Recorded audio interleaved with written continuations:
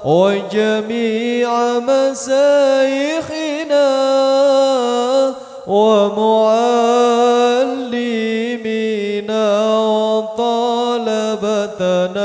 وطالبتنا من يومنا هذا إلى يوم الآخرة. اللهم صل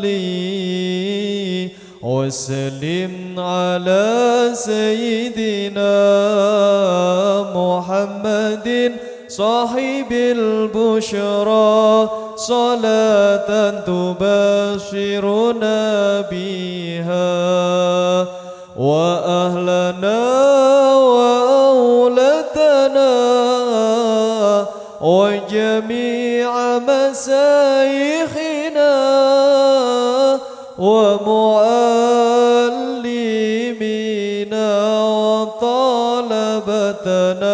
وطالبتنا من يومنا هذا إلى يوم الآخرة. اللهم صل وسلم وبارك عليه وعلى آله. Bismillahirrahmanirrahim. Assalamualaikum warahmatullahi wabarakatuh. Alhamdulillahi rabbil alamin alladzi an'amana bi ni'matil iman wa ni'matil islam wa nusalli wa nusallimu ala khairil anam sayyidina wa maulana Muhammadin wa ala alihi wa sahbihi ajma'in, amma ba'du. Yang kami hormati dan kami muliakan guru-guru kita tercinta, Al-Ustadz Zainal Asikin, Al-Ustadz Nur Kholis, dan juga Al-Ustadz Mashkur, dan juga yang telah hadir di tengah kita, guru kita Al-Ustadz Akbari LC, pengasuh Pondok Pesantren Al-Bahjah Purbalingga, yang tentunya marilah sama-sama kita doakan semoga Allah senantiasa berikan guru-guru kita umur yang panjang dalam ketaatan serta sehat walafiat. Dan juga semoga Allah mudahkan segala urusan beliau, baik urusan dunianya maupun urusan akhiratnya, wabil khusus urusan dakwahnya. Semoga selalu diberikan kemudahan oleh Allah Subhanahu wa taala. Amin amin ya rabbal alamin. Dan juga tak lupa pula yang kami hormati dan kami muliakan kepada para orang tua kami, para hadirin wal hadirat, para pendengar dan juga para pemirsa sahabat karim dimanapun berada. Pertama-tama kita bersyukur kepada Allah Subhanahu wa taala yang telah memberikan kita kesehatan dan juga keistiqomahan sehingga pada kesempatan malam hari ini kita bisa menghadiri kajian rutin bulanan dengan kitab hadis Arba'in Nawawiyah dan juga Safinatun Najah, tentunya dengan guru kita tercinta Al-Ustadz Akbari LC yang rutin kita laksanakan setiap malam Rabu pekan pertama setiap bulan di Masjid Baitul Karim. Yang kedua kalinya salawat beserta salam marilah kita sanjungkan kepada junjungan kita baginda Nabi Agung Muhammad sallallahu alaihi wasallam, kepada para keluarganya, para sahabatnya, para tabi'in, para tabi'at tabi'in. Mudah-mudahan kita selaku umatnya kelak akan mendapatkan syafaat khosah di yaumil qiyamah. Amin amin ya rabbal alamin. Baik Bapak Ibu yang dirahmati Allah, langsung saja marilah kita mendengarkan kajian yang akan disampaikan oleh guru kita Al-Ustadz Akbari. Maka dari itu marilah kita persiapkan hati dan juga fikiran kita. Mudah-mudahan apa yang beliau sampaikan menjadi ilmu yang bermanfaat. Langsung saja kepada guru kita Al-Ustadz Akbari LC dengan segala hormat, waktu dan tempat kami persilahkan. Sallu ala Nabi Muhammad, sallu ala Nabi Muhammad, udhkurus salata ala Nabi Muhammad. Assalamualaikum warahmatullahi wabarakatuh. Bismillahirrahmanirrahim. Alhamdulillahi rabbil alamin. Wassalatu wassalamu ala sayyidil mursalin sayyidina wa maulana Muhammadin sallallahu alaihi wasallam wa ala alihi wa sahbihi ajma'in. Allahumma la sahla illa ma ja'altahu sahla wa anta idza syi'ta an taj'al hazana sahla. Allahumma aftah alaina futuhal arifin wa faqihna fid din wa 'allimna ta'wil ya rabbal alamin. Rabbana la tuzigh qulubana ba'da idh hadaitana wa hab lana min ladunka rahmah innaka antal wahhab. Allahumma ij'al hadhil majalis khalisatan liwajhikal karim waj'alha fi mizani hasanatina yauma nalqaka yauma la tamliku nafsun li nafsin syai'a wal amru yauma idzil lillah. Allahumma rzuqna taubata qablal maut wa syahadata 'indal maut wal jannata ba'dal maut. Amma ba'du. Yang kami muliakan, kami cintai guru kita semua, Buya Yahya beserta keluarga beliau. Mudah-mudahan Allah Subhanahu wa taala memanjangkan umur beliau dalam ketaatan serta sehat wal afiat, dimudahkan segala urusannya dan dikabulkan segala hajat-hajatnya. Yang kami muliakan, kami cintai guru kita semua, Al-Ustadz Zainal Asikin, Al-Ustadz Nur Khalis, Al-Ustadz Mashur, para hadirin semuanya, orang tua kami, bapak-bapak, ibu-ibu, alhamdulillah pada kesempatan malam hari ini kita masih bisa melanjutkan kajian hadis Al-Arba'in An-Nawawiyah dan kitab Safinatun Najah. Kita sudah sampai di hadis yang ke-7. An Abi Ruqayyah Tamim bin Aus Ad-Dari radhiyallahu anhu anna nabiyya sallallahu alaihi wasallam qala ad-dinu an-nasihah. Qulna liman? Qala lillahi wa li kitabihi wa li rasulihi wa li a'immatil muslimina wa ammatihim. Rawahu Muslim. Dari Abi Ruqayyah Tamim bin Aus Ad-Dari radhiyallahu anhu, semoga Allah meridainya. Anna Nabiyya sallallahu alaihi wasallam qala, bahwasanya baginda Nabi Muhammad sallallahu alaihi wasallam bersabda, ad-dinu an-nasihah. Agama itu adalah nasihat. Qulna, para sahabat bertanya, liman, untuk siapa? Qala, dijawab oleh baginda Nabi Muhammad sallallahu alaihi wasallam, lillah, untuk Allah. Ini bagaimana nasihat untuk Allah Subhanahu wa taala? Nasihat untuk Allah Subhanahu wa taala yaitu dengan kita beriman. Beriman bahwasanya Allah itu ada. Dan adanya Allah itu dzatiyun, ya, ada dengan sendirinya, bukan karena ada yang menciptakan. Berbeda dengan adanya kita. Kalau adanya kita itu ghairu dzati, ya. Kita diciptakan oleh Allah Subhanahu wa taala. Adapun Allah adanya tidak ada yang menciptakan. Nah, ini harus beriman bahwasanya Allah itu ada. Apa dalilnya bahwasanya Allah itu ada? Dalil bahwasanya Allah Subhanahu wa taala ada itu orang Badui, ya. Orang Badui ketika ditanya tentang dalil adanya Allah, ini mengatakan bahwasanya menjawab, kalau ada kotoran unta pasti ada untanya. Kalau ada kotoran kambing ya pasti ada kambingnya. Kalau ada bekas kaki pasti ada yang lewat. Ini orang Badui ditanya seperti itu, ya. Imam Abu Hanifah juga ketika ditanya tentang adanya Allah, Imam Abu Hanifah bertanya pada yang bertanya, apa pendapatmu jika ada perahu misalkan, ya, perahu berjalan sendiri, tidak ada nakodanya, dari pelabuhan ke pelabuhan yang lain tanpa ada nakodanya, kemudian pulang lagi.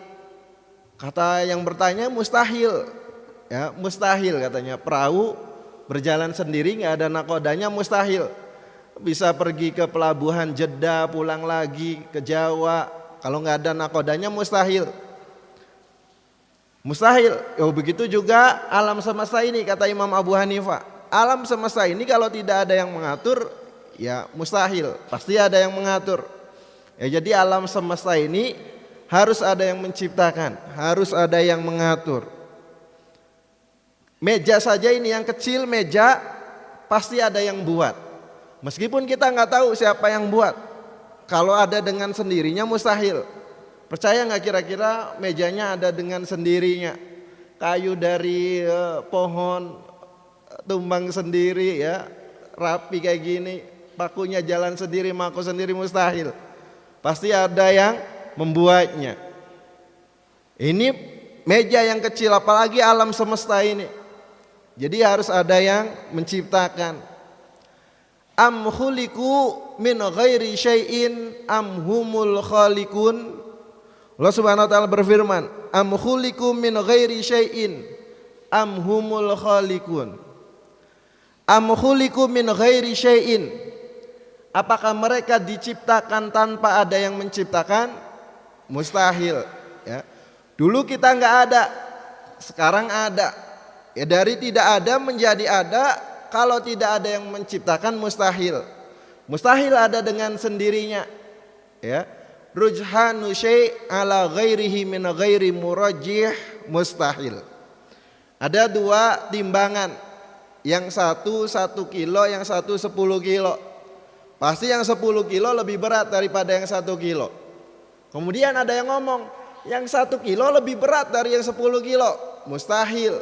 Mustahil kalau yang 1 kilo lebih berat daripada yang 10 kilo. Kecuali yang 1 kilo ini ditambah 10 kilo, jadi 11 kilo. Ya.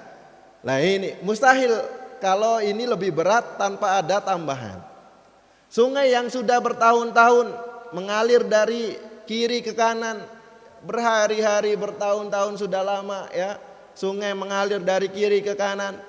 Kemudian ada yang bilang sekarang sungainya mengalir dari kanan ke kiri. Loh kan ada apa ya? Mustahil kalau nggak ada apa-apa sekarang jalan ngalir dari kanan ke kiri. Sudah bertahun-tahun ngalir dari kiri ke kanan. Sekarang ada yang bilang sungainya mengalir dari kanan ke kiri. Ini ada apa? Mustahil kalau nggak ada sesuatu. Mungkin di sana ada banjir sehingga lautnya meluap, ya akhirnya ngalir ke sini. Tapi kalau nggak ada apa-apa, mustahil. Lah ini dulu kita nggak ada. Sekarang ada, mustahil kalau tidak ada yang menciptakan. Jadi harus ada yang menciptakan ini. Am khuliqu min ghairi syai'in. Apakah mereka diciptakan tanpa ada yang menciptakan? Mustahil. Am humul khaliqun. Apakah mereka yang menciptakan dirinya mereka sendiri? Mustahil juga, nggak mungkin, ya. Nggak mungkin. Kita belum dilahirkan, sekarang kita menciptakan diri kita sendiri, nggak mungkin, mustahil. Dilahirkannya aja belum, masa belum dilahirkan sudah bisa buat meja misalkan? Nggak mungkin. Ya. Amhumul khaliqun, apakah mereka menciptakan diri mereka sendiri? Nggak mungkin. Ya, orang dia belum dilahirkan, masa sudah bisa menciptakan dirinya sendiri? Am khalaqus samawati wal arda bal la yuqinun. Apakah mereka yang menciptakan langit dan bumi? Ya, nggak ada orang yang mengaku saya yang menciptakan langit dan bumi, nggak ada. Sampai Fir'aun pun yang mengaku sebagai Tuhan, dia tidak ngaku bahwasanya saya yang menciptakan langit dan bumi. Kenapa? Karena langit dan bumi sudah ada sebelum Fir'aun ada. Jadi kalau Fir'aun mengaku menciptakan langit dan bumi, orang-orang langsung mendustakan. Bohong ente. Orang langit bumi sudah ada sebelum engkau lahir, ya. Jadi nggak ada. Am khalaqus samawati wal arda bal la yuqinun. Ya, jadi nggak bisa kita ada dengan sendirinya atau menciptakan diri kita sendiri. Nah, ini harus ada yang menciptakan, ya. Wa fi anfusikum afala tubsirun. Di dalam diri kita sendiri, apakah kita tidak memperhatikan? Ya, dalam diri kita sendiri, rambut, ya, alis sama rambut kepala, sama-sama rambut. Kok rambut kepala tumbuh, rambut alis nggak tumbuh? Coba kalau rambut alis ini tumbuh, misalkan ya, oh, nggak kelihatan, misalkan. Jalan nggak kelihatan. Hidung kok lubangnya di bawah nggak di atas. Ya, coba lubang di atas, ada hujan langsung bersin-bersin. Ini dalam diri kita sendiri, apakah kita tidak merenunginya? Ya, dijadikan tulang rusuk bengkok. Coba kalau tulang rusuknya lurus, tidur miring kayaknya gimana? Nusuk-nusuk kayaknya tulangnya. Coba satu lubang, ya, dari mulut saja, dari mulut kita makan minum satu, ya, lubangnya, tapi keluarnya beda. Ya, keluarnya beda-beda. Ini nggak mungkin kalau tidak ada yang mengatur. Ini kalau nggak ada sendi-sendi kayaknya makan gimana nih? Mungkin bisa langsung sampai dengan mulut, ya, nggak pakai tangan. Ini dijadikan sendi-sendi. Ini dengan demikian rupa. Gigi sama kuku panjang, gigi nggak panjang. Gigi panjang, istri langsung kabur ini. Ada suami langsung lari, ya. Nah, ini dalam diri kita sendiri itu harus kita renungin. Dari diri kita sendiri. Nggak mungkin kalau nggak ada yang menyusun, merancang sedemikian rupanya. Ini harus ada yang menciptakan, harus ada yang menjaga. Kemudian kalau kita lihat penciptaan langit, inna fi khalqis samawati wal ardi wa ikhtilafil laili wan nahari wal fulkil lati tajri fil bahri bima yanfa'un nasa wa ma anzalallahu minas sama'i min ma'in fa ahya bihil arda ba'da mautiha wa batha fiha min kulli dabbati wa tasrifir riyahi wa sahabil musakhkhari baina samai wal ardi la ayatil liqaumi yaqilun. Inna fi khalqis samawati wal ardi, sesungguhnya di dalam penciptaan langit dan bumi ini ada tanda-tanda kebesaran Allah bagi orang-orang yang mau merenunginya. Penciptaan langit yang sangat luas, tidak ada tiangnya, langit luas sekali, ya. Antara langit pertama dengan langit yang kedua seperti cincin di tengah-tengah padang pasir, kecil banget, saking jauhnya. Begitu juga antara langit yang kedua dengan yang ketiga, ketiga dengan yang keempat, keempat dan lima sampai yang ketujuh, seperti itu. Saking luasnya langit ini. Jadi kalau kita bayangkan akan bosan kita membayangkannya. Kita bayangkan misalkan desa Krete, ada di desa apa ini? Karangreja, ada di Siwarak, ada di kecamatan Karangreja, ya. Itu luas, ya, kecamatan Karangreja. Ada di Kabupaten Purbalingga, kita bayangkan luasnya Kabupaten Purbalingga. Ada di Provinsi Jawa Tengah, kita bayangkan luasnya Provinsi Jawa Tengah. Ada di Indonesia, kita bayangkan luasnya Indonesia. Ada di Asia Tenggara, kita bayangkan ini akan capek kita, ya. Nah, itu ada tanda-tanda dia dalam penciptaan langit. Ada bintang-bintang, bulan-bulan, matahari. Semuanya beredar pada porosnya, nggak ada yang bertabrakan, berbenturan planet satu dengan planet yang lain. Ini Pak harus ada yang menjaga. Kalau enggak ada yang menjaga, semuanya pasti akan berhamburan. Inna fi khalqis samawati wal ardi, begitu juga dalam penciptaan bumi. Nah, itu ada tanda-tanda dengan gunung-gunungnya, tanaman, coba satu tanah ditanemin satu cabai, satu mangga, satu pedas, satu manis, ya. Mangga satu dengan yang lain, ini asam, ini manis, padahal satu tanahnya. Kok beda-beda ini? Nah, ini ada tanda-tanda. Inna fi khalqis samawati wal ardi wa ikhtilafil laili wan nahari, pergantian siang dan malam. Coba kalau semuanya siang semuanya, siapa yang bisa mendatangkan malam selain Allah Subhanahu wa taala? Kalau semuanya siang, kapan kita istirahat? Atau semuanya malam semuanya, enggak ada siang. Siapa yang bisa mendatangkan siang selain Allah? Ya, kapan kita bekerja? Ini jadikan pergantian siang dan malam. Itu ada tanda wal fulkil lati tajri fil bahri bima yanfa'un nasa, kapal yang berlayar di laut yang memberikan manfaat bagi manusia. Wa ma anzalallahu minas sama'i min ma'in fa ahya bil arda ba'da mautiha, dan apa yang Allah turunkan dari langit, ya, air hujan. Fa ahya bil arda ba'da mautiha, dengan air hujan tersebut Allah hidupkan bumi tadi yang mati.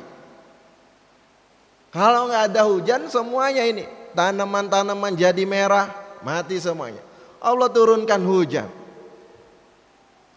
Wa batsa fiha min kulli dabatin, Allah tebarkan dalamnya bermacam-macam binatang. Wa tasrifir riyahi, perkisaran angin, ya. Coba kalau nggak ada angin, waduh mungkin kegerahan ya, nggak ada angin. Atau anginnya nggak ada yang ngatur, torpedo datang terus mungkin kalau nggak ada yang ngatur. Oh tabrak sana, tabrak sini. Wasahabil musakhari baina samai wal ardi la ayatil liqaumi yaqilun. Itu ada tanda-tanda bagi orang yang mau merenung, berpikir. Ini nggak mungkin ada dengan sendirinya. Nah, ini harus ada yang menciptakan. Jadi yang pertama, nasihat kepada Allah Subhanahu wa taala yaitu dengan kita beriman bahwasanya Allah itu ada. Kemudian wujudnya Allah itu qidam, baqa, mukhalafatul lil hawadisi, qiyamuhu binafsihi, wahdaniyah, qudrat, iradah, ya. Nah ini pelajaran tauhid ini panjang ya. Ini harus ada pertemuan khusus, kalau di satu persatu bisa lama. Ya atau mukadimah nanti satu-satu besok Qidam, ya. Harus beriman pada Allah Subhanahu wa taala dengan iman yang sebenarnya. Kita harus mensifati Allah Subhanahu wa taala dengan semua sifat kesempurnaan. Kita harus mensucikan Allah Subhanahu wa taala dari sifat-sifat kekurangan, dari sifat-sifatnya makhluk. Kita harus mensucikan Allah. Nggak mungkin Allah tinggal di suatu tempat, duduk bersemayam. Nah, ini sifatnya makhluk. Allah naik turun, sifatnya makhluk. Harus kita sucikan dari itu semuanya. Ya, harus kita sucikan daripada Allah mempunyai jisim, Allah mempunyai tangan, mempunyai kaki. Nah, itu harus kita sucikan. Karena itu tidak pantas bagi Allah Subhanahu wa taala. Ya, karena Allah laisa kamitslihi syai'un.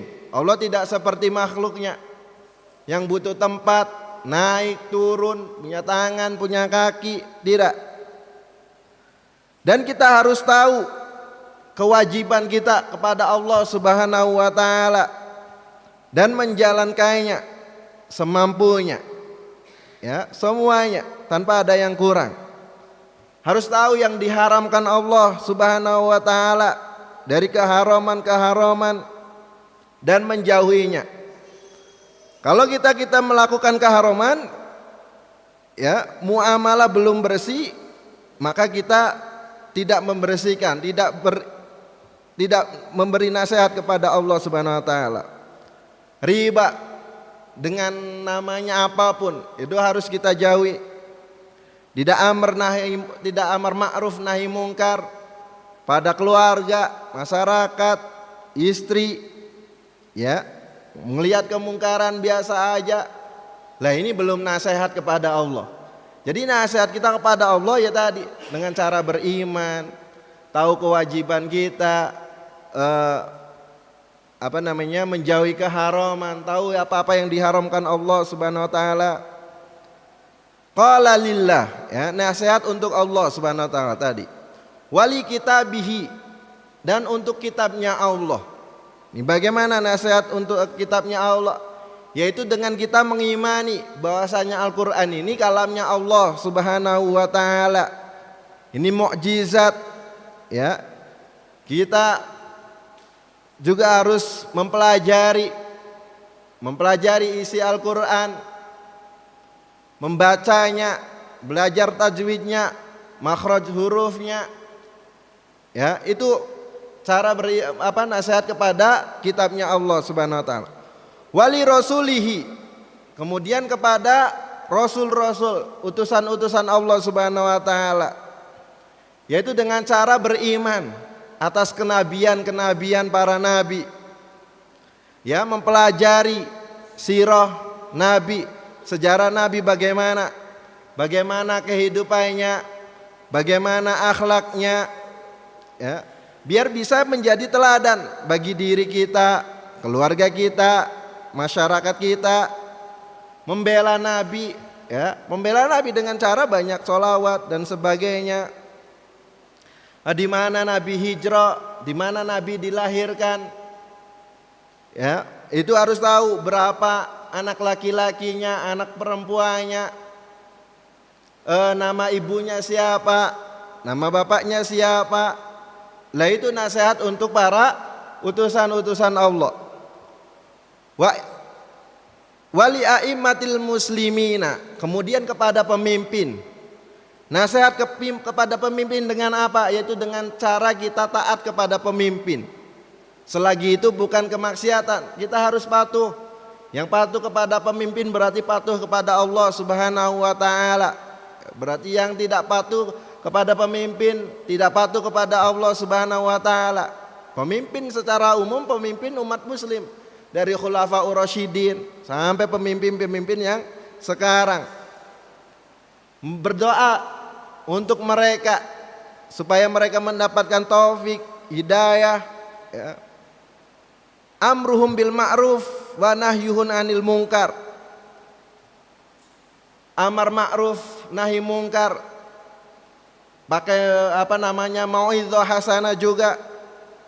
Jadi kalau ada pemimpin salah, kita nggak nasihati, kita belum memberikan nasihat kepada pemimpin, ya. Tapi dengan tadi kaulan layinan. Nah, ini memberikan nasihat kepada pemimpin harus dengan perkataan yang lemah lembut, ya. Ini Nabi Musa saja sama Nabi Harun diperintahkan oleh Allah Subhanahu wa taala, faqula lahu qaulan layyinan. Katakanlah kepada Firaun. Nah, ini dengan qaulan layyinan, dengan perkataan yang halus. Oh, sekarang kalau ada pemimpin salah langsung caci maki sana sini, ya. Nah, enggak, ini harus dengan mau'izah hasanah, dengan perkataan yang halus. Nad'u lahum bisolahi wal istiqomah. Kita mendoakan mereka dengan kebaikan dan istiqomah. Karena kebaikannya pemimpin itu menjadi kebaikan bagi umat semuanya. Jadi kalau kita mendoakan pemimpin kita dengan doa yang baik, itu sama kita mendoakan umat semuanya dengan doa yang baik. Ya. Itu nasihat wali a'immatil muslimina wa ammatihim, dan nasihat untuk umumnya orang yang beriman, yaitu selain pemimpin dan selain Rasul tadi. Dengan apa? Bi irsyadihim, ya, fi masalihim, bi amri akhiratihim wa dunyahum, diarahkan kepada kebaikan, baik itu kebaikan dunia ataupun kebaikan akhirat. Amar ma'ruf nahi mungkar juga, dengan cara menghormati yang tua, menyayangi yang muda. Jangan sampai kita menipu mereka, dengki kepada mereka, berdusta kepada mereka.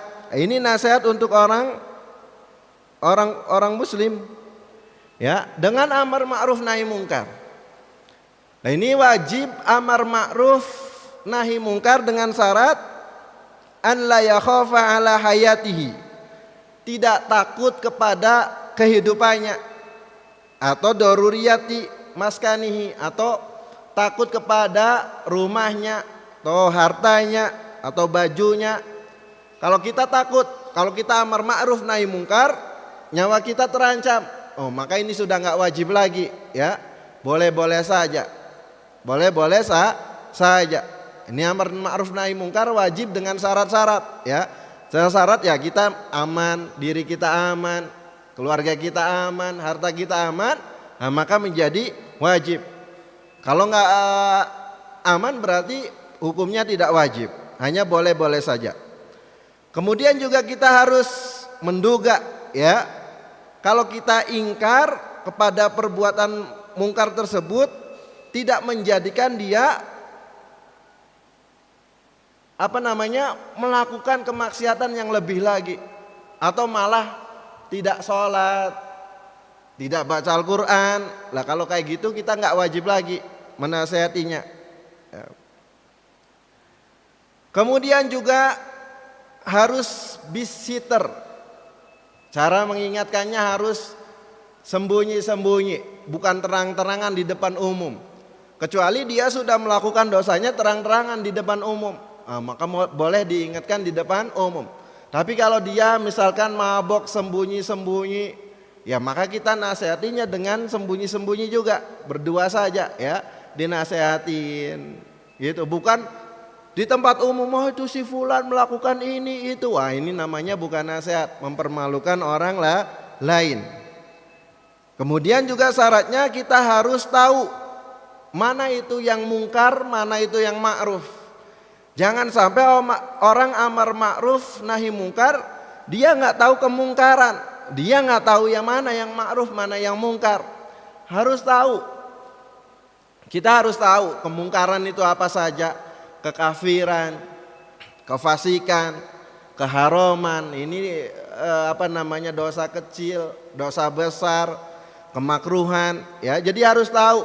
Orang amar ma'ruf nahi mungkar harus tahu mana yang ma'ruf, mana yang mungkar.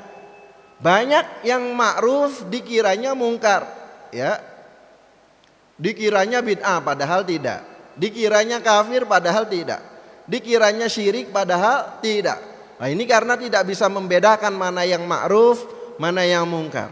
Maka syaratnya wajib amar ma'ruf nahi mungkar, tahu dia mana yang ma'ruf dan mana yang mungkar. Nah, itu nasihat untuk wa'ammatihim, ya. Nah, itu dari nasihat lillah wali rasul wali kitabihi wali rasulihi wali a'immatil muslimina wa'ammatihim. Rawahu Muslim. Hadis yang diriwayatkan oleh Imam Muslim. Ya, itu hadis yang ke-8. Baik, sekarang kita baca kitab Safinatun Najah. Kita sudah sampai di bab, kemarin selesai bab air, ya. Berarti sekarang hal-hal yang mewajibkan mandi besar. Qala al-musannifu rahimahullah ta'ala nafanallahu bi'ulumihi fid daraini amin ila anqal. Faslun, fasal, mujibatul ghusli sitatun.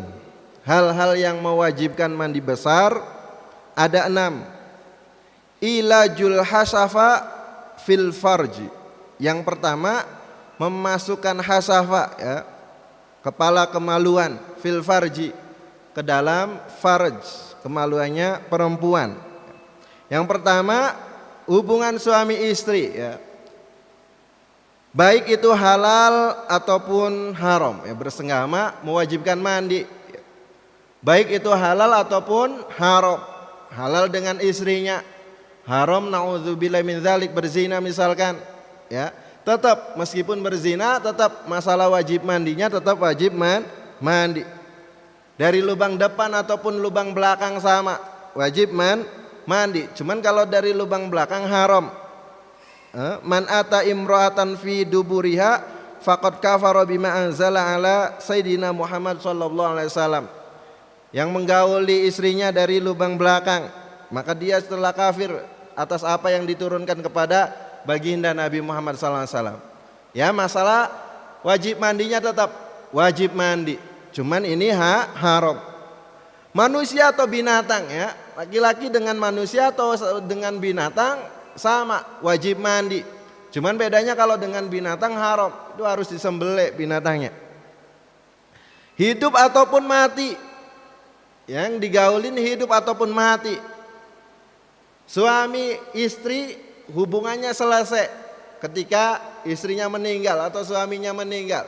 Nah, kalau istrinya sudah meninggal masih digaulin, lah ini wajib mandi meskipun dengan orang yang sudah mati. Terus mayitnya bagaimana? Wajib dimandiin lagi enggak? Oh enggak, mayitnya enggak wajib dimandiin lagi, yang hidup saja yang wajib mandi. Laki-laki atau perempuan, ya, baik dengan laki-laki atau dengan perempuan. Nauzubillah min dzalik, ya, laki-laki dengan laki-laki. Meskipun demikian tetap wajib mandi. Ini masalah tentang wajib mandinya. Baik itu kemaluannya lumpuh ataupun tidak, dalam keadaan berdiri ataupun tidak, tetap wajib mandi. Walau bila qasdin, enggak sengaja. Ya, enggak sengaja lagi tidur meniduri istrinya tetap wajib mandi. Walau fi halati naum, meskipun dalam keadaan tidur. Baik itu dengan anak kecil ataupun anak dewasa. Ibarat pakai pengaman ataupun tidak, tetap semuanya mewajibkan mandi. Ya, itu yang pertama, hubungan suami istri meskipun tanpa keluar mani. Yang kedua, khurujul mani, keluarnya mani. Ini sebab mandi ya, keluarnya mani. Walaupun tanpa bersenggama, kalau keluar mani wajib mandi. Baik dengan cara halal ataupun haram. Dengan cara halal yaitu mungkin dengan tangannya istrinya. Kalau haram dengan tangannya sendiri. Tetap semuanya wajib mandi. Sengaja ataupun tidak sengaja, dipaksa atau sukarela, sadar ataupun tidak sadar, ya, senggama ataupun tidak senggama, pokoknya keluar mani wajib mandi. Dengan syahwat ataupun tidak dengan syahwat, baik itu dalam keluar mani karena tidur, ya, mimpi basah, atau mungkin karena berpikir, ya, atau dengan menyentuh istrinya. Jadi kalau keluar mani tetap wajib mandi. Ini yang mewajibkan mandi. Wa yu'raful mani bil khuruj bisahwatin. Kemudian mani ini bisa diketahui dengan keluarnya itu dengan syahwat. Kemudian setelah keluar ada rasa lemas. Yang pertama. Yang kedua, baunya itu seperti adonan tepung, ya. Keluar baunya. Kemudian keluarnya dengan hentakan. Itu ciri-cirinya mani. Kalau tiga ini salah satunya aja ada, berarti itu mani, ya. Jadi kalau tiga-tiganya nggak ada, oh ini bukan mani. Jadi kita biar tahu ini kalau keluar ini air mani atau bukan. Ya, karena ini ada hubungannya dengan ibadah. Ada hubungannya dengan ibadah kita. Kadang orang nggak tahu, setiap hari keluar cairan, akhirnya mandi terus. Padahal bukan keluar mani. Nah ini maka pelajaran kayak gini juga penting, ya. Penting. Jadi syarat-syaratnya mani itu ada 3 tadi. Ya, keluarnya dengan syahwat, baunya seperti putih telur atau adonan tepung. Kemudian keluarnya ada hentakannya. Nah itu mani. Tapi kalau yang keluar ketika syahwat kecil tanpa syahwat besar, ya, nggak ada hentakannya dan setelahnya juga nggak merasakan lemas, berarti itu namanya madhi. Ya, madhi itu ketika sedang muqaddimah hubungan suami istri, kemudian keluar cairan, lah itu madhi. Ya, hukumnya najis, tapi tidak wajib mandi besar. Ya, nah keluar madhi. Tapi kalau mani tadi hukumnya suci, kalau keluar mewajibkan mandi besar. Ada lagi namanya wadi. Wadi itu keluar ketika setelah kencing. Kalau setelah kencing ada cairan, itu biasanya karena habis ngangkut beban berat, ya, kecapean. Lah itu keluar cairan setelah kencing, itu namanya wadi, ya. Wadi tidak mewajibkan mandi besar, cuma najis, harus disucikan. Jadi harus tahu mana mani, mana wadi, sama mana madhi. Biar kita bisa membedakan, ya. Kemudian mani ini mewajibkan mandi dengan syarat maninya sendiri, ya. Maniu syaksi nafsahu, maninya sendiri. Berarti kalau maninya orang lain tidak wajib mandi. Maninya orang lain bagaimana? Contohnya perempuan yang masih belum haid, belum bersahwat, belum keluar mani, dia menikah dengan seorang laki-laki. Akhirnya hubungan suami istri, ya, kan wajib mandi besar. Setelah istrinya mandi besar, keluar mani lagi. Ini wajib mandi lagi enggak? Oh enggak. Kenapa? Karena yang keluar bukan maninya sendiri, yang keluar maninya suaminya. Ya, jadi yang mewajibkan mandi maninya sendiri. Adapun maninya orang lain tidak mewajibkan mandi. Al kharij minhu awwala marah. Yang keluar pertama kali. Adapun yang keluar kedua kali tidak wajib mandi. Misalkan maninya sudah keluar, kurang kerjaan dimasukin lagi, akhirnya keluar lagi yang kedua kali. Nah ini tidak wajib mandi. Jadi hanya yang pertama saja. Kemudian keluar dari jalan yang normal atau dari lubang. Nah ini lubang mungkin zaman sekarang kan ada ya yang suka dibikin lubang. Nah ini bagaimana hukumnya? Kalau dari lubang keluar air mani. Nah ini dilihat kalau ada lubang. Yang asli kebuka apa ya ketutup. Kalau yang asli itu terbuka, maka kalau keluar mani tidak mewajibkan mandi. Ya, baik itu lubangnya di atas pusar ataupun di bawah pusar nggak masalah. Kalau yang aslinya kebuka. Karena ada zaman sekarang suka dibuatin lubang gitu mungkin ya. Nah itu kalau yang aslinya kebuka, kalau keluar mani dari lubang tersebut tidak mewajibkan mandi. Tapi kalau yang aslinya tertutup, tertutupnya dari kapan ini? Semenjak lahir atau tidak? Kalau tertutupnya semenjak lahir, ya maka kalau keluar mani dari lubang tersebut mewajibkan mandi ya.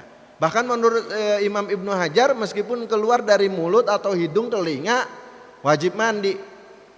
Nah ya. Yang kedua keluarnya tertutupnya tadi yang asli tertutup bukan sejak lahir. Mungkin karena penyakit apa gitu ya. Akhirnya yang aslinya ditutup ya. Maka dilihat ini lubangnya di bawah pusar atau di atas pusar. Kalau di atas pusar kalau keluar mani berarti wajib mandi. Kalau di atas pusar tidak wajib mandi. Ya, itu sebab mandi besar. Yang kedua khurujul mani, keluar mani. Yang ketiga wal haidu wan nifas. Yang ketiga dan keempat haid dan nifas. Kapan wajib mandinya orang haid dan orang nifas? Yaitu yang pertama, wajib mandinya kapan? Ini ada dua ya. Yang pertama ketika darahnya terputus. Kalau darahnya belum terputus, belum wajib mandi. Bahkan kalau mandi wajib pun hukumnya haram.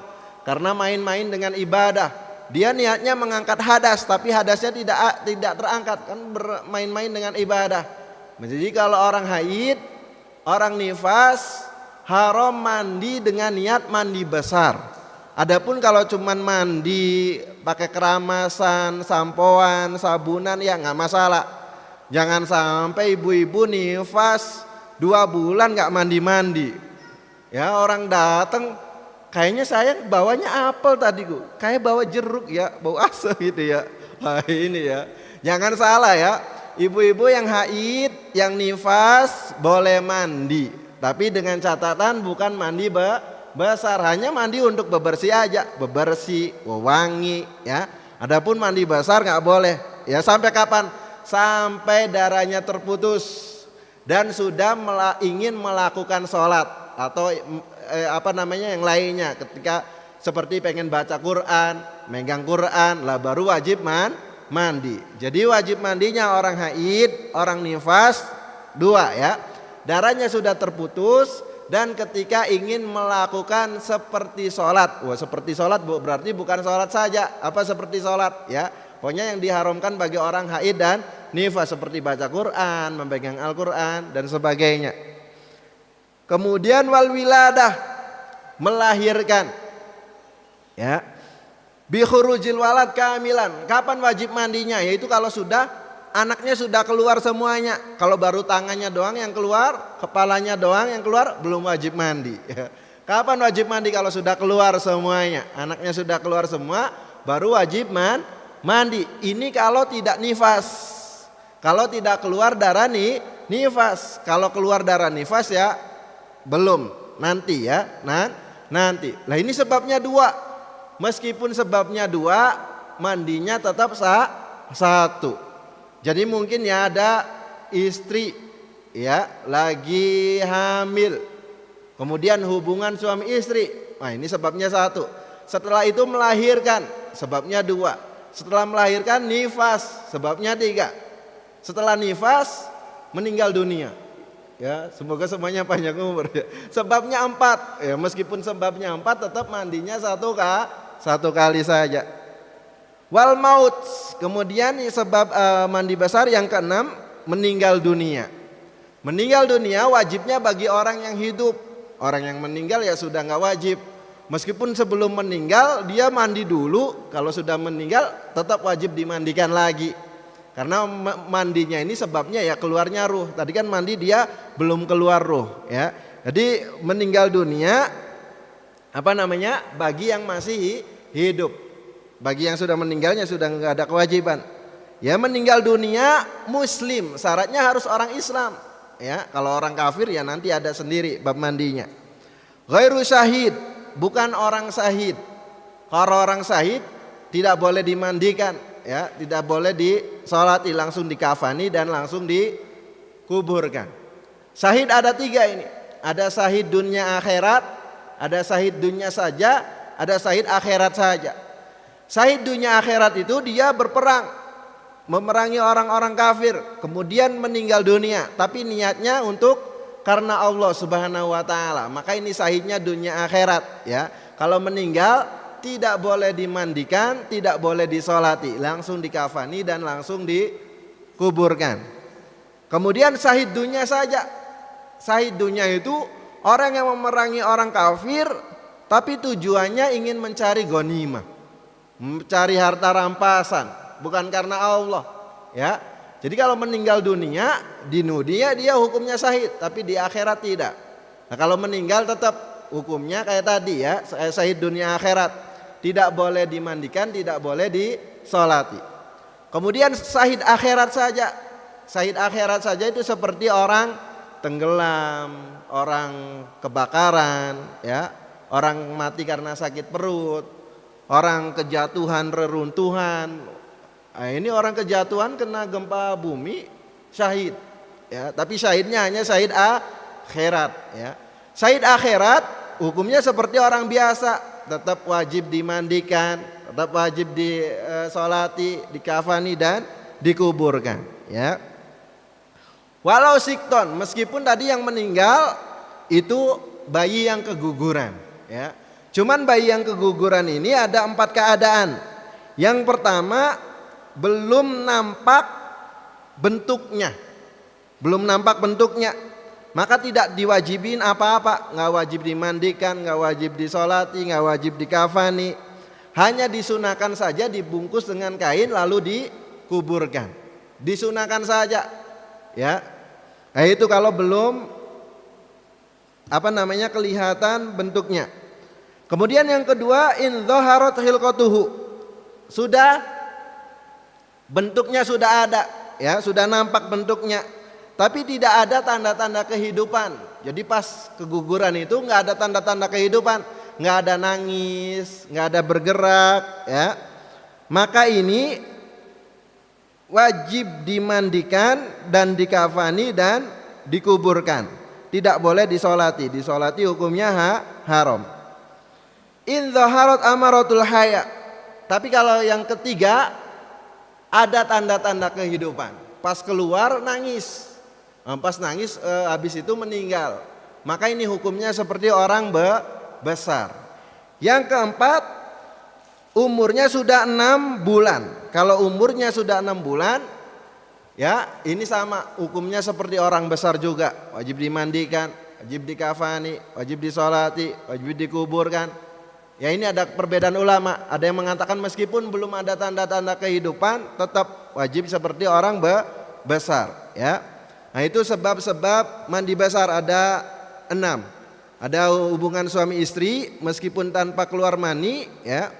Keluar mani, yang kedua keluar mani meskipun tanpa hubungan suami istri. Pokoknya al-ibra bil khuruj. Kalau belum keluar, ya berarti belum wajib mandi. Misalkan ada seorang sudah kerasa pengen keluar mani, akhirnya dipegang, kemaluannya akhirnya nggak jadi keluar, nggak wajib mandi. Pokoknya kalau keluar wajib, tapi kalau nggak keluar tidak wajib mandi. Al-ibra bil khuruj, ya. Meskipun mimpi hubungan suami istri, tapi kalau nggak keluar mani tetap tidak wajib mandi. Yang ketiga haid, ya. Yang keempat nifas, yang kelima melahirkan, yang keenam meninggal dunia. Faslun fasal, furudul gusli isnani. Adapun fardu-fardunya mandi besar ada 2. An-niyatu niat. Yang pertama niat. Kalau tidak niat, ya mandi besarnya tidak sah. Berarti kalau mandi besarnya tidak sah, sholatnya juga tidak sah. Ini maka harus niat. Saya niat mandi besar untuk menghilangkan hadas besar, harus niat. Atau mandi haid, mengangkat hadas haid atau hadas nifas, pokoknya harus niat. Kalau tidak niat tidak sah mandinya. Wa ta'mimul badan bil ma. Kemudian yang kedua, ta'mimul badan. Ya badan sekujur badan harus dikenain air, meratakan air ke sekujur badan. Wa in kuntum junuban fattoharu. Sigot mubalaghah, jika kalian dalam keadaan junub maka mandilah. Fattoharu berarti harus seluruh badan harus terkena air, ya. Harus diperhatikan bagian-bagian yang air di mana air tersebut terbang. Bagian hidung kayak gini kan, kalau disiram kan air suka terbang tuh, berarti nggak nyampe kan, berarti harus digosok, ya. Bagian ketiak, lempitan-lempitan, mungkin yang berat badannya lebih, lempitan-lempitan perutnya harus diperhatikan. Semuanya pokoknya harus terkena air. Mohon maaf kalau yang perempuan payudaranya diangkat dulu, ya. Biar airnya bisa masuk. Kalau enggak kena air soalnya enggak sah, ya, enggak sah mandinya. Jadi kalau mandinya enggak sah ya sholatnya tidak sah. Ya maka harus diperhatikan. Pokoknya harus air menyeluruh mengenai sekujur tubuhnya. Kalau sampai ada bagian tubuh yang tidak terkena air, maka mandi wajibnya tidak sah. Mandi wajib tidak sah, sholatnya enggak sah, ya. Maka harus perhatian benar dengan mandi wajib. Perempuan yang rambutnya dikepang, kalau seandainya air itu bisa masuk tanpa dilepas, maka tidak wajib dilepas. Tapi kalau air tidak bisa masuk kecuali harus dilepas, maka wajib dilepas. Ya, karena harus sekujur tubuh harus terkena air. Baik itu rambut, kulit dan sebagainya. Harus semuanya terkena air. Nah itu fardunya mandi. Adapun sunah-sunahnya dan yang lain banyak, ya. Itu yang wajib cuma 2 saja, niat dan meratakan air ke sekujur tubuh. Bagaimana dengan menghilangkan najis, ya? Nah ini kalau ada najisnya najis apa ini? Najis ainiyah atau hukmiyah? Kalau najisnya najis ainiyah, ada ainnya, ada bentuknya, maka harus dihilangkan dulu, ya. Tapi kalau najisnya najis hukmiyah, ini ada perbedaan pendapat antara Imam Rafi'i dan Imam An-Nawawi. Menurut Imam Rafi'i harus dihilangkan dulu, harus disucikan dulu. Berarti di sini tertumpuk 2, najis hukmiyah dan hadas besar. Nah menurut Imam Rafi'i harus dihilangkan dulu. Najisnya harus disiramkan dulu 1 kali basuhan untuk menghilangkan najis dan hadas besar tidak cukup menurut Imam Rafi'i. Tapi menurut Imam Nawawi cukup, ya, cukup 1 kali saja. Nah, cukup untuk menghilangkan hadas besar dan najis hukmiyah. Ada perbedaan pendapat, ya. Nah itu yang wajib cuman itu saja. Adapun sunnahnya, ya, sunnahnya orang mandi ya 1 berdiri, menghadap kiblat, berwudu dulu, ya, wudu dengan wudu yang sempurna, membaca basmalah, bagian lekuk-lekuk tubuh diperhatikan, dalak digosok, wataslis 3 kali, dibersihkan dulu kotoran-kotoran, istinja dulu. Tartibnya bi an yagsila kafaini, membasuh 2 telapak tangan dulu. Kemudian kemaluannya dan sekitarnya istinja, ya. Madmado, berkumur, istinsak, kemudian berwudu yang sempurna. Kemudian mandi, niat mengangkat wudunya niatnya mengangkat hadas kecil, ya, meskipun nggak ada hadas kecilnya. Kemudian menyiram air di atas kepalanya 3 kali. Kemudian bagian depan, ya, sebelah kanan. Kemudian bagian kanan sebelah kiri. 3 kali. Kemudian bagian depan sebelah kiri. bagian belakang sebelah kiri. Itu urutan mandinya. Adapun mandinya pokoknya yang penting air sudah menyeluruh ke sekujur badan beres. Cuman itu sunahnya seperti itu ya. Jadi istinja dulu, berwudu, baru disiram kepala 3 kali, kanan, bagian kanan depan ya dari ujung tangan gitu, siram semuanya 3 kali, bagian belakangnya, kanan sini, belakangnya lagi, ya itu sunahnya. Adapun yang wajib hanya 2, niat dan meratakan air ke seluruh tubuh. Wallahu a'lam bishawab. Syukran jazilan kami haturkan kepada guru kita Ustadz Akbari atas ilmu yang disampaikan, dan selanjutnya kami persilahkan kepada jamaah yang ingin memberikan pertanyaan dengan 1 orang pertanyaan. 1 orang 1 pertanyaan. Baik, jika belum ada kami akan bacakan pertanyaan yang datangnya melalui sosial media. Pertanyaan yang pertama, Assalamualaikum warahmatullahi wabarakatuh. Waalaikumsalam warahmatullahi wabarakatuh. Allahumma salli ala Sayyidina Muhammad wa ala ali Sayyidina Muhammad. Allahumma salli wa sallim alaihi. Ustadz, izin bertanya, saya seorang petani. Kalau pulang dari kebun, biasanya tangan atau kaki saya terkena najis kotoran ayam. Yang mau saya tanyakan, bolehkah saya membersihkannya langsung dengan sabun, atau harus dihilangkan dulu najisnya dengan air bersih? Mohon penjelasannya. Terima kasih. Assalamualaikum warahmatullahi wabarakatuh. Waalaikumsalam warahmatullahi wabarakatuh.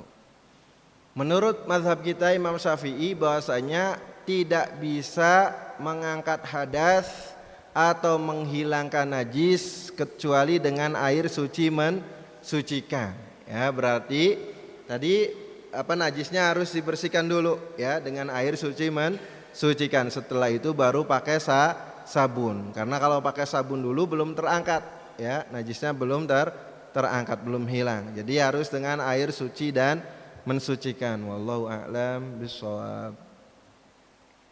Baik, kembali kami persilahkan kepada jamaah yang ingin memberikan pertanyaan.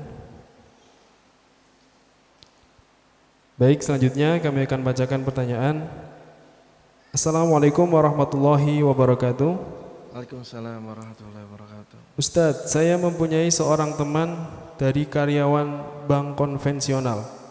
Saya ditawarin untuk mengajak orang-orang supaya meminjam uang di bank tersebut. Dan katanya jika ada yang mau, maka saya akan dikasih upah. Apakah saya termasuk pelaku riba sedangkan saya tidak hutang di bank tersebut? Mohon penjelasannya Ustaz. Kaidah yang sudah disepakatin oleh ulama bahwasanya kullu qardin jaro naf'an fahuwa riba ya. Pokoknya setiap hutang piutang yang ada kemanfaatannya berarti itu adalah riba. Pokoknya setiap utang piutang, saya ngutang 1.000 misalkan ya, jangan banyak-banyak, 1.000 aja. Ya boleh, tapi dengan syarat nanti baliknya 1.000 plus nyuci piring di rumah. Wah, ada manfaatnya nyuci piring, atau plus mijitin gitu ya. Nah ini sudah riba, karena semua utang piutang yang ada kemanfaatannya itu riba. Ini kaidah sudah disepakatin oleh ulama ya. Semua utang piutang meski itu pun 0, berapa persen, 0,00001% riba ya. Ini kalau disyaratkan. Kalau tidak disyaratkan, lah ini bagus ya, disunahkan malasan. Kita ngutang 10.000 ke orang, kita balikin 15.000. Lah ini disunahkan. Tapi tidak disyaratkan di awal. Kalau disyaratkan di awal namanya riba. Ini tanpa disyaratkan, kita sukarela ya memberi. Nah ini bagus karena kita waktu ngutang kan butuh. Nah ini sudah ditolong, berarti kita harus membalas gitu kan. Nah ini yang tidak boleh disyaratkan. Yang disyaratkan berarti ini riba.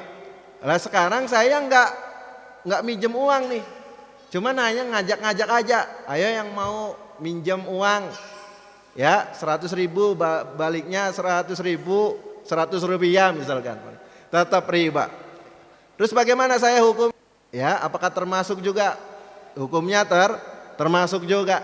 Karena Rasulullah SAW melaknat bukan hanya yang memakan riba saja.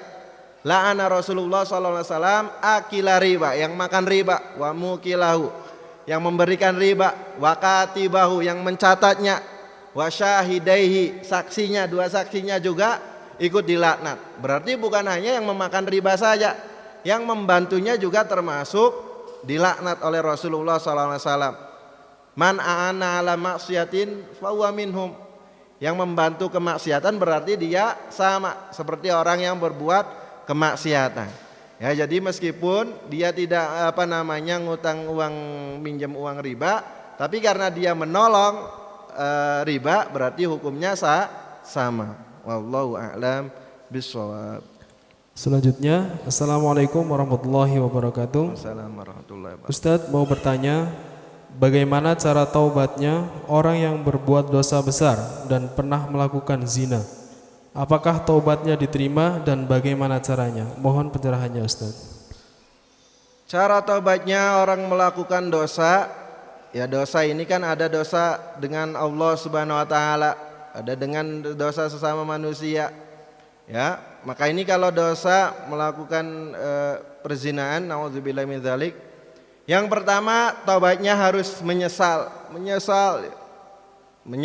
pertama. Yang kedua, dia berjanji tidak akan mengulanginya lagi. Ya, harus ada penyesalan, harus meninggalkan perbuatan tersebut, meninggalkan perzinahan tersebut, dan berjanji tidak akan mengulanginya lagi.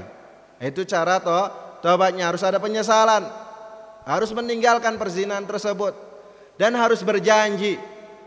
Pokoknya bagaimana saya ini tidak tidak terjerumus lagi. Ya, sekarang kan nomornya semuanya dihapus. Pokoknya kenang-kenangan tentang dia semuanya harus dihapus.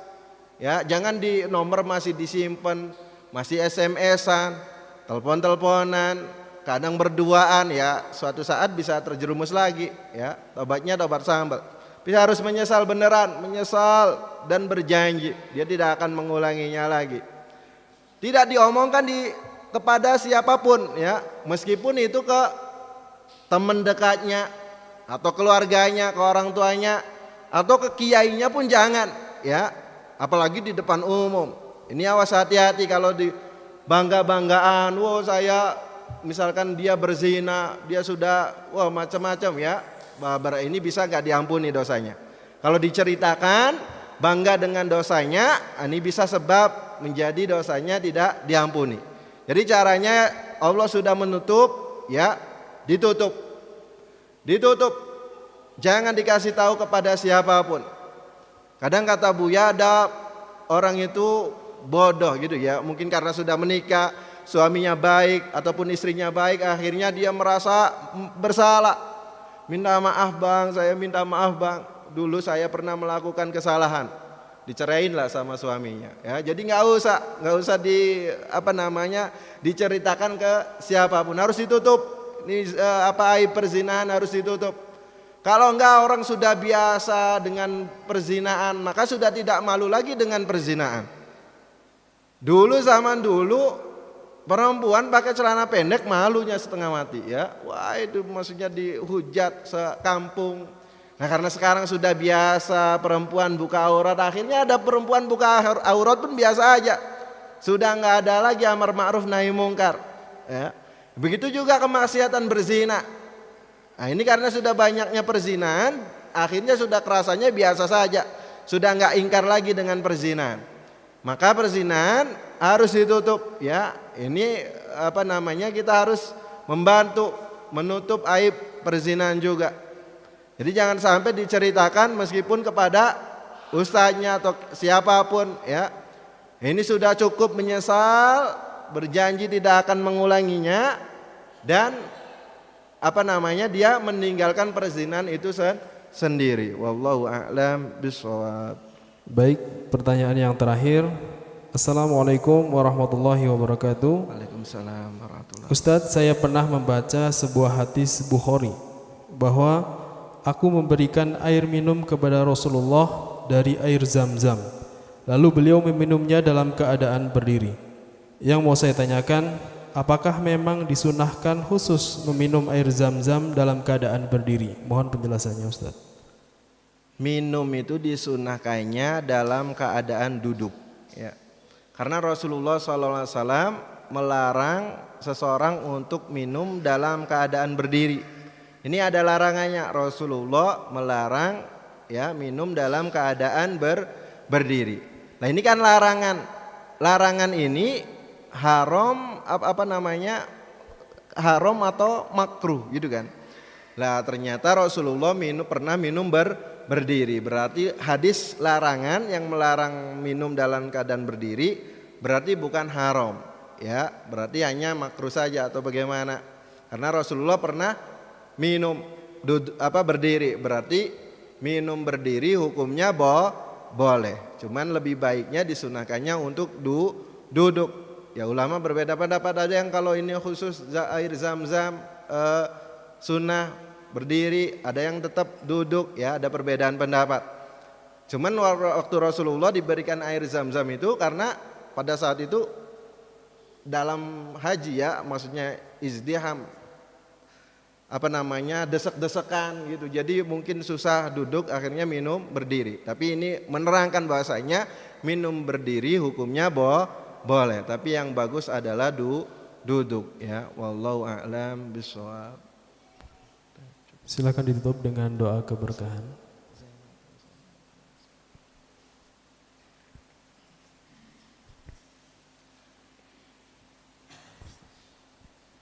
Al-Fatihah. A'udzubillahi minasyaitonir rajim. Bismillahirrahmanirrahim. Alhamdulillahirabbil alamin arrahmanirrahim maliki yaumiddin. Iyyaka na'budu wa iyyaka nasta'in ihdinas siratal mustaqim siratal ladzina an'amta 'alaihim ghairil maghdubi 'alaihim waladdallin. Amin. A'udzu billahi minasyaitonir rajim. Bismillahirrahmanirrahim. Allahumma shalli wa sallim ala sayyidina wa sayyidina wa dhahrina wa mustafa wa maulana Muhammad wa sallim wa ta'ala sahabati billahi ajma'in. Alhamdulillahi rabbil alamin hamdan yuafi ni'amahu wa yukafi mazidah. Ya Rabbana lakal hamdu kama yanbaghi li wajhika wa 'azimi sultanik. Illahi anta masudi wa ridhaka madlubu wa fi amri Allah. Allahumma inna nas'aluka ridhaka wal jannata wa na'udzu bika min syahhatika wan nar. Allahumma inna nas'aluka ridhaka wal jannata wa na'udzu bika min syahhatika wan nar. Allahumma inna nas'aluka ridhaka wal jannata wa na'udzu bika min syahhatika wan nar. Allahumma shalli ala Muhammad salatan tunjina biha min jami'il ahwali wal afat wa ta'tilana biha jami'al hajat wa tudana biha min jami'i syai'at wa tarfa'una ala darajat wa tuballighuna bi aqsal hayati min jami'il khairati fi hayati wa badal mamat. Allahumma ij'al fi hadhihi al-majlis min ahli al-ilmi wa ahli al-khair. Rabbana atina fid dunya hasanah wa fil akhirati hasanah wa qina adzabannar wa qina adzabannar wa qina adzabannar. Wa sallallahu ala sayyidina Muhammadin nabiyyi wa ala alihi wa sahbihi wa barik wa sallim. Subhanaka rabbika rabbil izzati amma yasifun wa salamun alal mursalin walhamdulillahi rabbil alamin. Syairul Fatihah.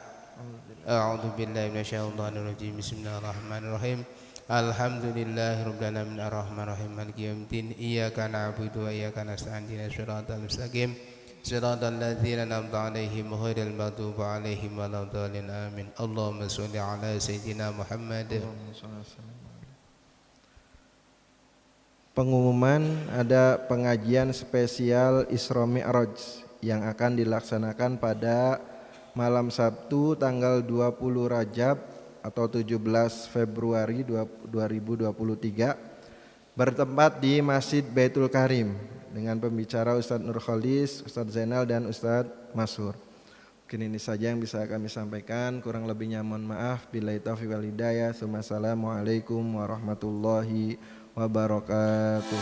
Waalaikumsalam warahmatullahi wabarakatuh. Syukran jazilan kami haturkan kepada guru kita Ustadz Akbari atas ilmu yang disampaikan. Mudah-mudahan apa yang beliau sampaikan menjadi ilmu yang bermanfaat bagi kita semua, dan tentunya kita dapat mengamalkan dalam kehidupan kita sehari-hari.